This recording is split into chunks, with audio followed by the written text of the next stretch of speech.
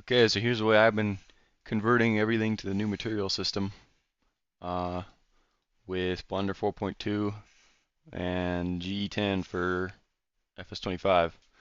It's really not that hard. If you have the original file that's all UV'd and everything right before you exported it to GE, it's really not difficult at all. So I'll show on this conveyor here.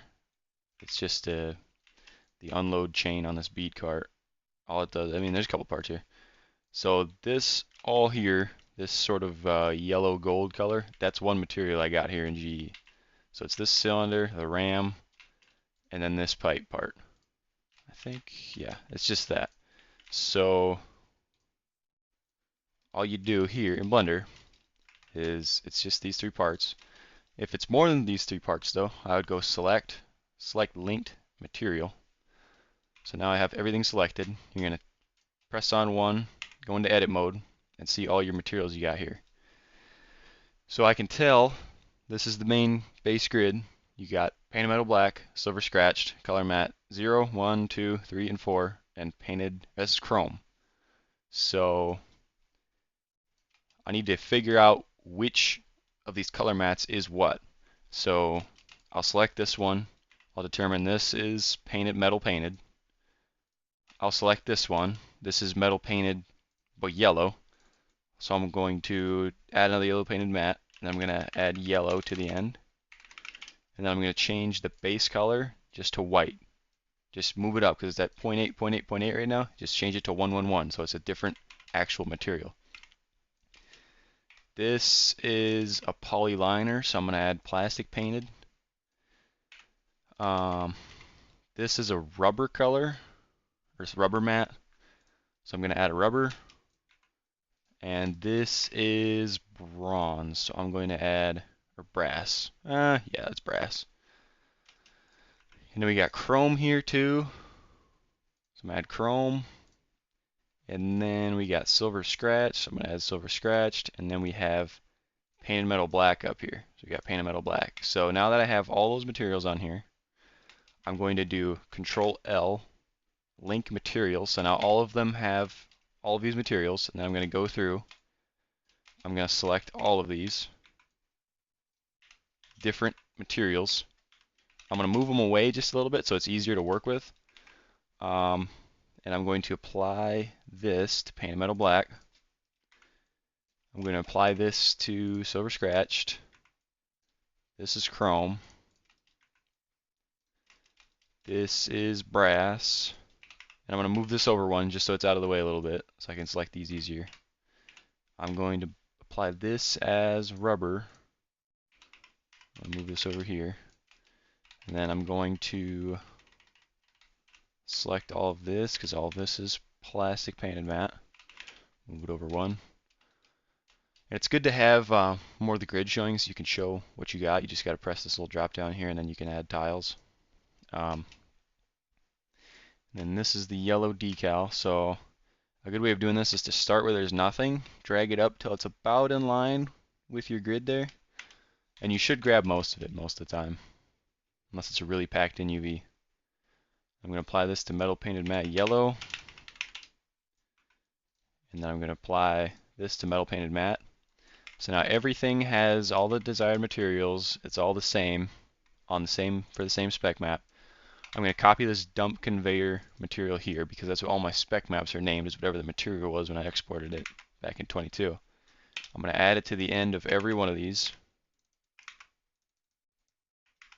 So if you press, a quicker way to do this is if you press on your material here 1, 2, 3, 4 times. You got to double click it so it highlight there. It goes in to edit it, but it selects it all. So you press again, then you're at the end. So you press it 3 times.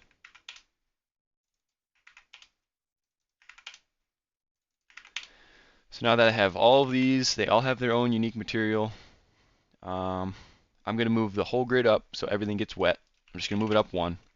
And a lot of people have been like resetting it back to the center grid. No, you don't want that, because if I ever need to edit this in the future and I don't have the Blender file for some reason, you're going to want the UV to be spread out so you can easily reapply these materials.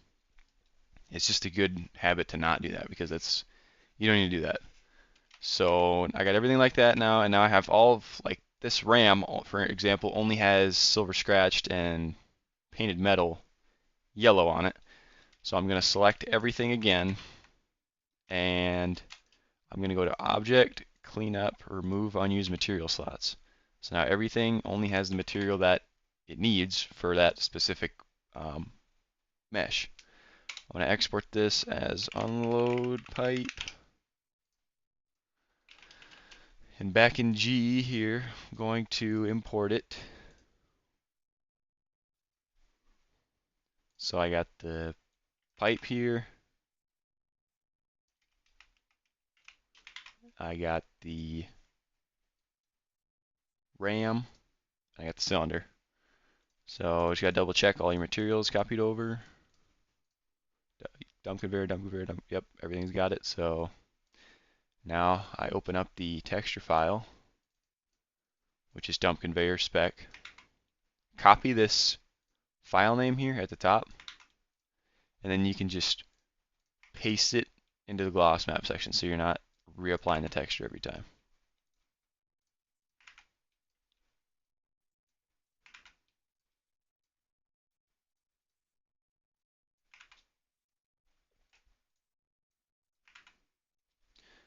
Okay, now I got every material on here. I'm going to go through, I'm going to add some certain colors. I'm not going to add a white diffuse map or normal map. More on that later. To everything, but like for painted metal matte where this is H&S brown, I'm going to apply the white texture so I can make sure the texture's lined up. I think it was 0.293, 0.095, 0.038, something like that. Let's double check here. 0.243, 0.098.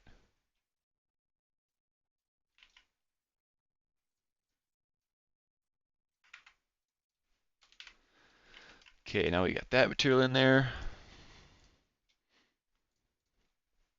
We got metal painted matte yellow. And add the white diffuse. And then I'm going to change the color scale to 0.7201, 0.720, so it's yellow. A lot of shit you'll notice when you export it out for GE10 is it likes to flicker or clip. You just gotta mess with this number down here, this vertex compression range. One of these is probably going to work. I've only had a couple parts not work with that. So we got everything applied, all the materials are applied. I'm gonna name this pipe new. Actually, we're gonna do the rubber too because that's supposed to be H&S brown as well. We're gonna go rubber mat.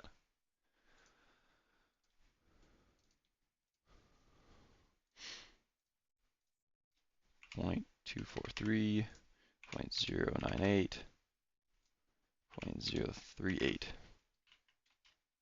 Actually, this is a different color, I think. No, maybe not. I was tweaking.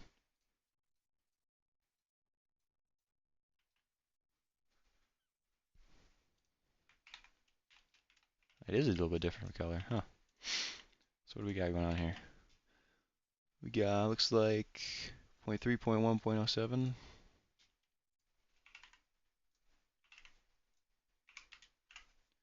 Yeah, that looks right. Okay, now I got pipe new. I'm going to drag and drop this into the old pipe. Make sure everything's zeroed out here. I'm going to move this above here. I'm going to drag everything into here. And I'm going to delete the old pipe. There you go. Got your new pipe in there. And, oh, sick. Oh, that's a light. And for this RAM here, I'm going to move it into here. I'm going to name this boom unload RAM. I'm going to hide it so I can find where the old one is in here. So it's cylinder. I'm going to drag and drop this into there. As you can see, it's rotated 90, and the blue arrow is not facing down the cylinder, so you need it to do that. So I'm just going to freeze rotations right in here. So now it matches the same rotation as the parent. I'm going to drag and drop this out of here, and I'm going to grab all these bones and put them in here as well. I'm going to delete that. Check, make sure that this origin is zeroed out for the RAM. Name that RAM. And there you go. Now I got everything updated on the new material system on the boom here. Not too easy, not too hard. You just got to remember some silly things like when you have two painted metals or rubber mats or painted plastics or whatever, they have to be a different base color in Blender.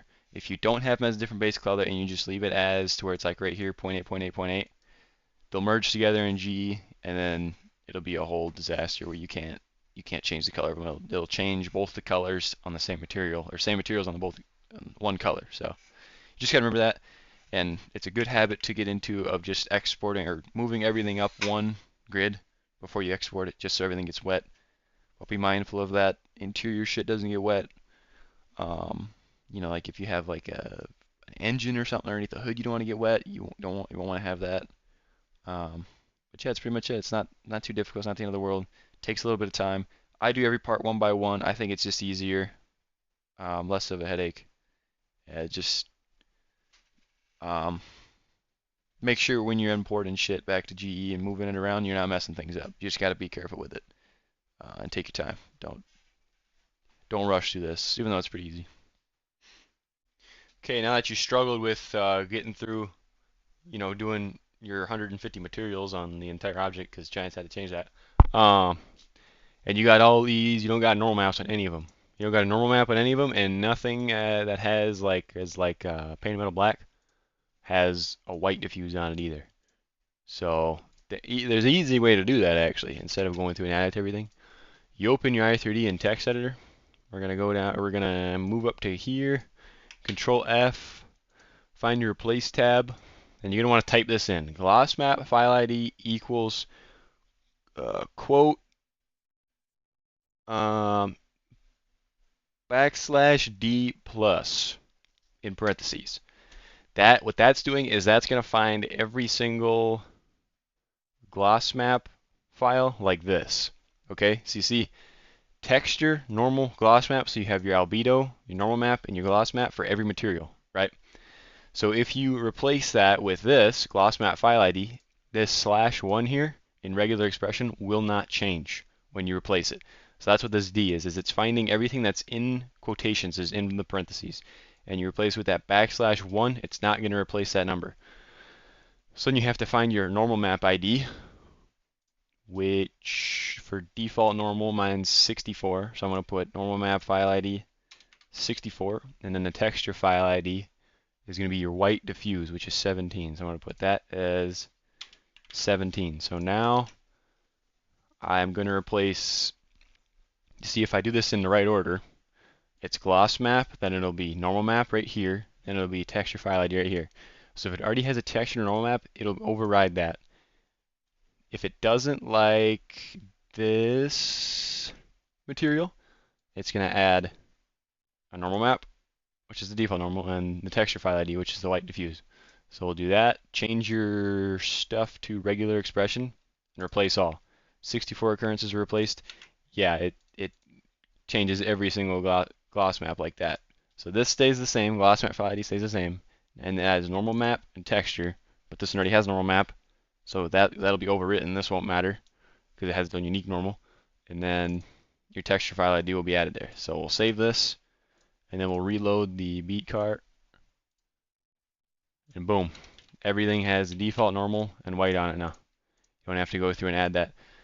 Save your time adding it while you're applying the materials too. It's way easier, way better. Nice trick I found on like Reddit or some shit. I don't know. But yeah, that's pretty much it. It's pretty easy to do.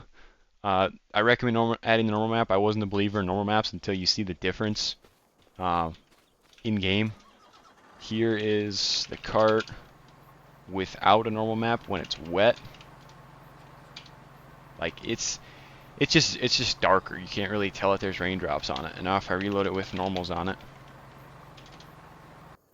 you can actually see the raindrops in the paint, and it makes the dirt look a little bit better. Yeah, that's pretty much it. It's not too hard to convert. It's pretty tedious if you don't have the original Blender file, but I'll probably make another video on how I did that. Like all the ILS suspension for this tractor, I didn't have any of that stuff in Blender, so had to come up with all that, or had to export it all out. and replace it. But it's really not that bad if you just take your time, be careful with it, and do it right the first time. Then you don't have to go back and fix stuff that you don't know what you broke. So yeah, that's pretty much it. Not too hard.